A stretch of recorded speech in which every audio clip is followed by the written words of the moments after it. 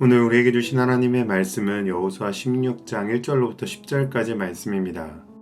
요셉 자손이 제비 뽑은 것은 여리고샘 동쪽 곧 여리고 곁 요단으로부터 광야로 들어가 여리고로부터 베델 산지로 올라가고 베델에서부터 루스로 나아가 아렉 족속의 경계를 지나 아다롯에 이르고 서쪽으로 내려가서 야블렛 족속의 경계와 아래 벳호른과 게세레까지 이르고 그 끝은 바다라.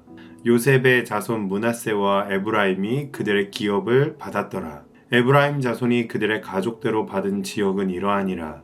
그들의 기업의 경계는 동쪽으로 아다롯 앗달에서 윗 벳호른에 이르고 또 서쪽으로 나아가 북쪽 민무다에 이르고 동쪽으로 돌아 다아낫 실로에 이르러 야노아 동쪽을 지나고 야노아에서부터 아다롯과 나아라로 내려가 여리고를 만나서 요단으로 나아가고 또 답부아에서부터 서쪽으로 지나서 가나 시내에 이르나니 그 끝은 바다라. 에브라임 자손의 지파가 그들의 가족대로 받은 기업이 이러하였고 그 외에 므낫세 자손의 기업 중에서 에브라임 자손을 위하여 구분한 모든 성읍과 그 마을들도 있었더라. 그들이 게셀에 거주하는 가나안 족속을 쫓아내지 아니하였으므로 가나안 족속이 오늘까지 에브라임 가운데에 거주하며 노역하는 종이 되니라. 아멘. 우리는 누구나 하나님께 복을 받기를 원합니다. 더 넓은 지경과 더 풍성한 물질과 더 높은 지위를 원하기도 하죠. 그러나 오늘 본문은 우리에게 매우 엄중한 경고를 줍니다. 하나님이 주신 축복이 아무리 크다 할지라도 그것을 담아내는 그릇이 깨끗하지 못하면 그 축복은 도리어 저주가 될 수 있다는 것입니다. 오늘 본문에는 당시 이스라엘 지파 중에 가장 강력하고 큰 축복을 받았던 에브라임 지파가 등장합니다.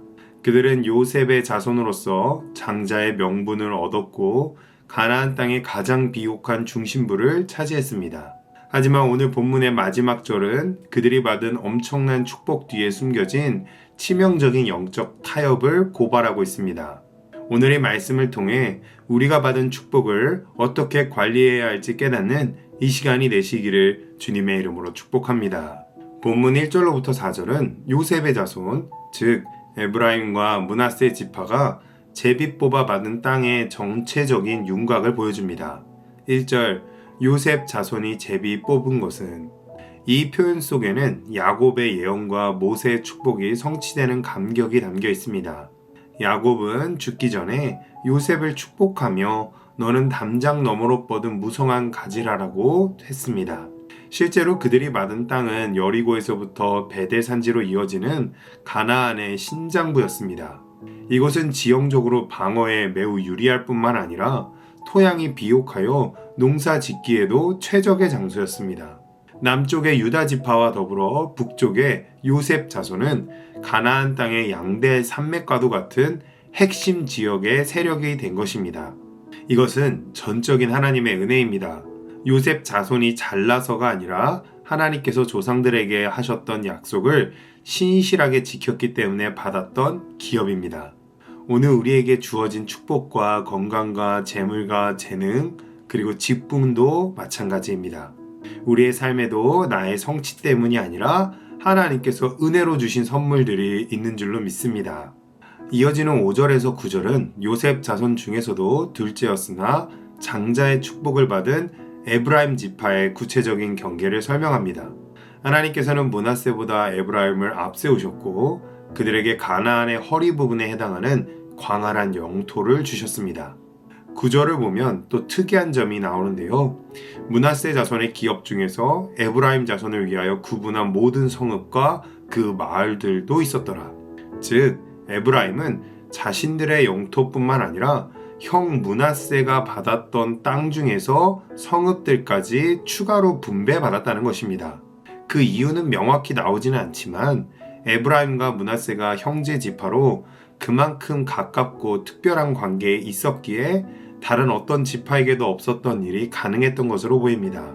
이로 말미암아 땅을 분배할 때에 각 지파와 족속의 수에 따라 분배했는데 에브라임만큼은 추가로 차고 넘치는 복을 누리게 된 것입니다. 그러나 복을 많이 받느냐 적게 받느냐보다 더 중요한 것은 거룩한 태도입니다. 소유가 넉넉해질수록 사람은 쉽게 교만해지고 하나님을 의지하는 마음이 느슨해지기 마련입니다. 에브라임의 위기는 바로 이 차고 넘치는 풍요 속에서 싹트게 됩니다. 오늘 말씀의 결론인 10절은 그들이 게셀에 거주하는 가나안 족속을 쫓아내지 아니하였으므로 가나안 족속이 오늘까지 에브라임 가운데 거주하며 노역하는 종이 되니라 라고 끝맺습니다. 모든 이스라엘을 향한 하나님의 명령은 분명했습니다. 가나안 족속을 진멸하라. 이는 단순히 싸움에서 이기라는 것이 아니라 죄악의 문화와 우상을 완전히 진멸하라는 거룩한 명령이었습니다. 그러나 에브라임 지파는 게셀에 사는 가나안 사람들을 쫓아내지 아니하였습니다. 힘이 없어서 쫓아내지 못한 것도 아니었습니다. 10절 하반절에 노역하는 종이 되니라 라고 볼 때 에브라임은 그들을 제압할 수 있고 종으로 삼을 만큼 힘이 충분했던 것입니다.